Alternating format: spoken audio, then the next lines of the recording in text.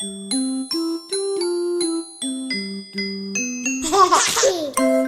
informed, be inspired.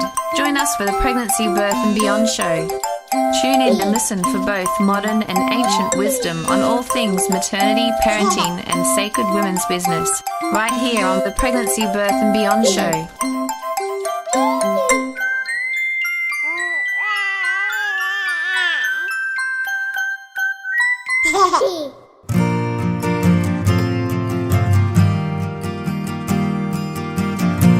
You're tuned to Pregnancy, Birth and Beyond, contemporary conversations where stories, science, traditions and new ideas meet. Our show is coming to you from the studios of BayFM in Byron Bay and is coming across Australia on the Community Radio Network. And you're here with me, Sally Cusack. On Pregnancy, Birth and Beyond, we seek to inform and inspire families and their wider communities. Without the village, we find ourselves in parenting probably the most enormous transition that a person can go through. For most of us, with virtually no knowledge or experience, or, maybe a little bit of watching other people do it, but not a lot of deep experience. So we find ourselves having to learn on the run. And when we founded this project 7 years ago, we wanted to share with other families information we wished we had known, as well as researching our own issues that were going on for us at the actual time, because we were a team of parents just trying to understand this mighty job that is raising children.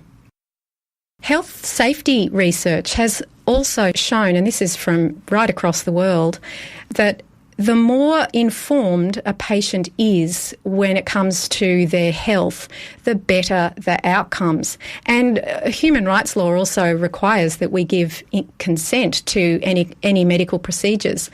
So this is why we also want to inform.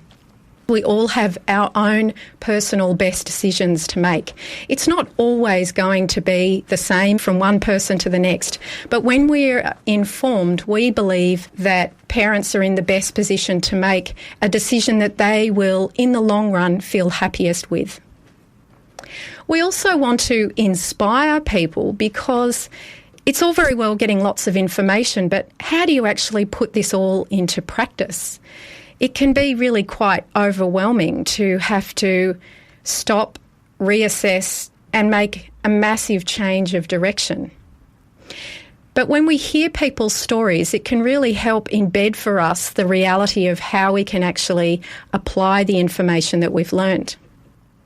So in this show, we're very privileged to have with us a game changer in her own way, who's given up a huge amount of time for the young people of this region and beyond.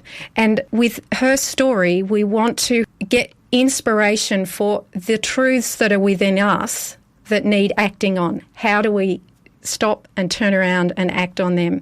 So it's with great pleasure that I welcome Nicqui Yazdi to the show. Nicqui has spent years stepping up and stepping out for the youth of Byron and beyond.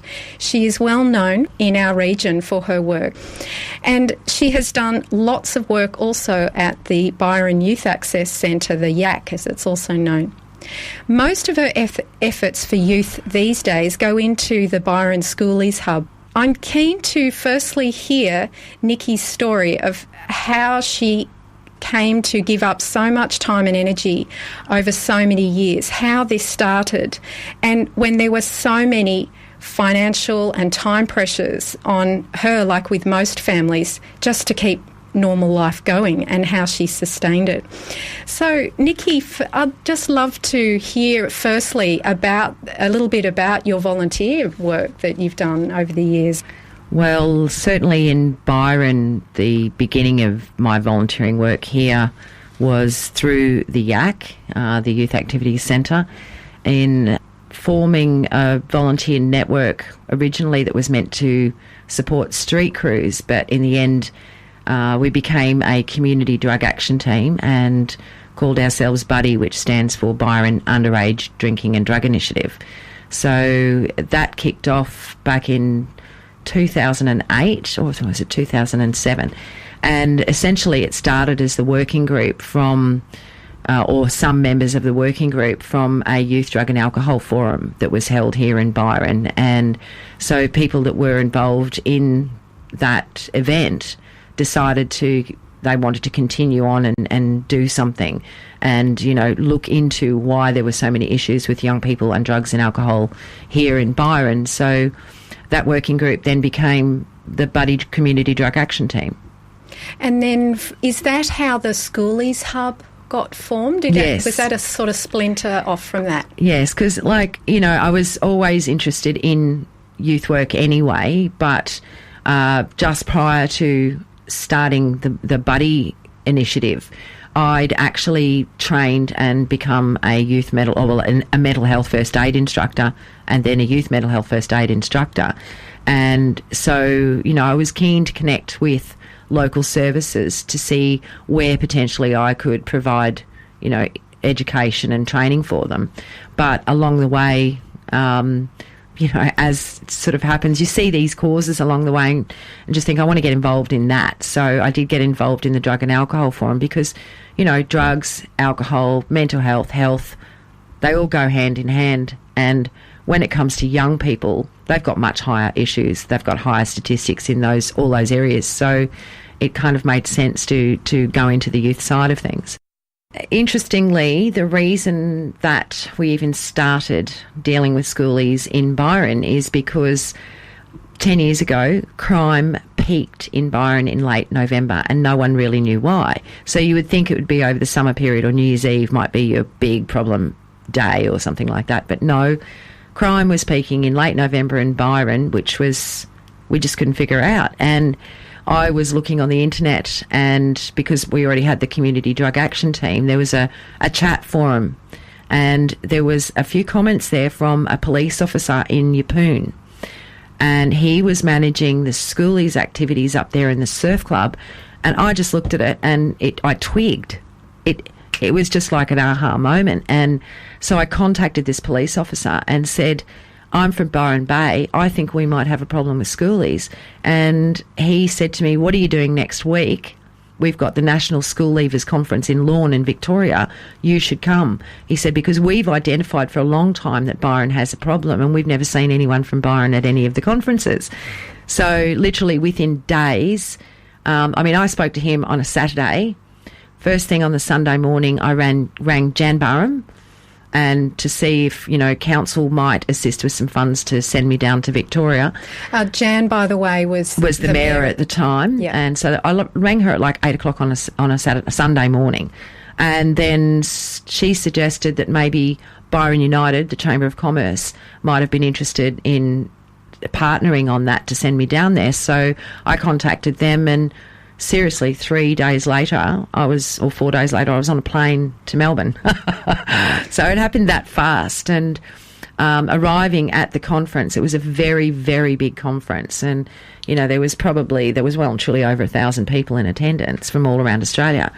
And it was almost like I was a celebrity because I was from Byron Bay, because they've known for a long time, or had known for a long time, that Byron Bay was a problem area for schoolies, or becoming a problem area, and the Red Frogs were already coming here then. And the Red Frogs are a volunteer network from all across Australia who are mainly young people. 23 is the average age, I think, and they are all nominated by their local chaplains in their regions before they can even become a Red Frog. And it's a Christian volunteering movement, and it's fantastic. And it was founded by a guy called Andy Goulet, who 20 years ago this year was on the Gold Coast, recognised there was a bit of a brawl about to start.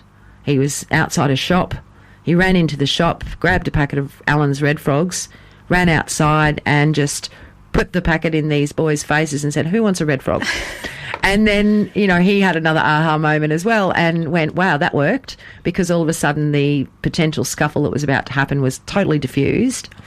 And he's actually, he's a minister.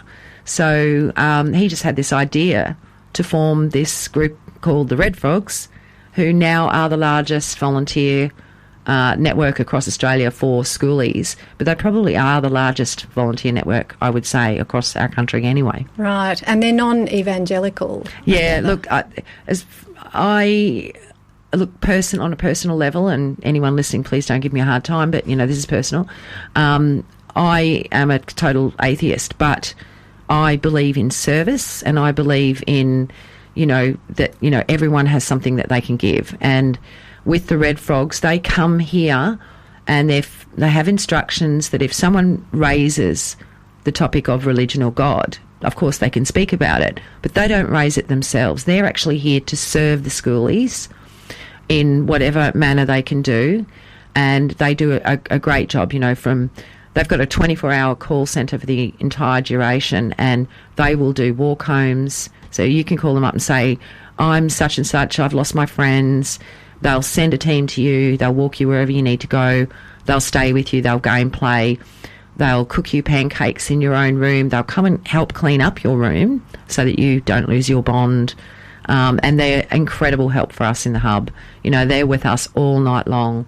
They do free pancakes and chai. They supply their DJs for our dance parties every night, and they run their call centre through the hub as well. Well, the call centre is actually on the Gold Coast. It's Australia-wide, but the Byron connection to it is in our hub.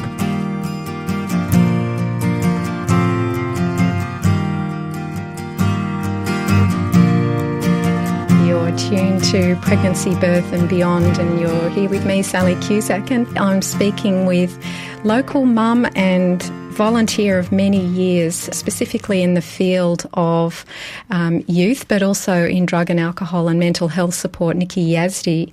We're speaking on this theme of stepping up and stepping out for social change, because we all have things in our lives that we would like to change, that we would like to improve, but we don't quite know how to make that change. How do we stop and swim in the other direction when everything else around us is just telling us to keep going in the same old way? I'd love to find out the personal story, however much of it you're willing to share with our audience. You told me when we were speaking yesterday that there were two main reasons. That firstly, there was the fact that you're a mother and that you wanted to be able to serve your kids and their wider network of friends, but there was also a crucial moment in time. Yes, quite a lot of years ago now. My best friend suicided, and I didn't see it coming, and it completely rattled me. And for a few months I literally wandered around in a daze looking for the answers and wondering what I'd missed. And as I thought about this over a few months, things did come to me, and I thought, why didn't I say something about that? Or why didn't I do something? But I also realised that I didn't know a lot of the signals. I didn't know what the signs were, and so I went and did a mental health first aid course for 2 days, and at the end of it the instructor said to me, he said, I think you'd make a good instructor. And I was left there thinking, well, obviously I'd become very interested in mental health and what can lead people to suicide. And to be honest, it wasn't just my best friend. I realised that throughout my life there'd been a lot of people around me who had suicided. I grew up in Toowoomba, and my neighbour, who was a good friend, who lived 2 doors down from me, and I lost a boyfriend on his 19th birthday. So there were things throughout my life where mental health, depression and suicide had been a theme among people that I knew and loved. And losing my friend Lise just sent me on a whole other journey. And at this point, I would like to just say that if anyone is feeling at all triggered by this, please look up resources. There's Beyond Blue or Lifeline. There are many services. And on the Mental Health First Aid Australia website, there are a lot of resources, and there are guidelines and fact sheets. And certainly, if you yourself or if someone you might be worried about them, going to the Mental Health First Aid website and actually looking at their fact sheets is a great thing that you can do, because it is a step-by-step guide to the actions that you can take if you think someone is, potentially in trouble. mhfa.com.au is a website to look up.